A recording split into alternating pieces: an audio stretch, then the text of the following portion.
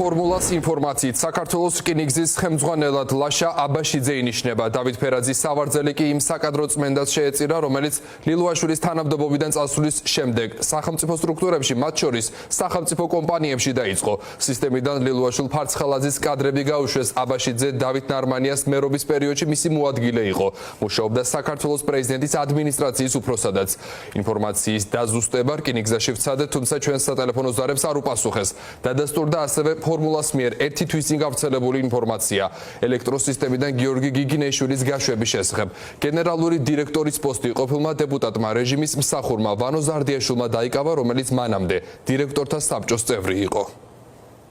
საქართველოს რკინიგზის არის კორუფცია, არის მონოპოლიები, არის მიტაცებული ძალაუფლება, რომელიც ბოროტად არის გამოყენებული, არ ხმარდება რკინიგზის განვითარებას, რკინიგზელების კეთილდღეობას, ქვეყნის ინტერესებს, არამედ ხმარდება კონკრეტული ვიწრო ჯგუფის და კონკრეტული თანამდებობის პირების, ბიძინა ივანიშვილის ოლიგარქიული კლანის კორუფციულ და კომერციულ ინტერესებს. ეს არის პრობლემა და არა ის, თუ ფორმალურად ვინ იქნება საქართველოს რკინიგზის დირექტორი, ვინ იქნება სხვა სახელმწიფო კომპანიების, მათ შორის სახელმწიფო ელექტროსისტემის დირექტორი.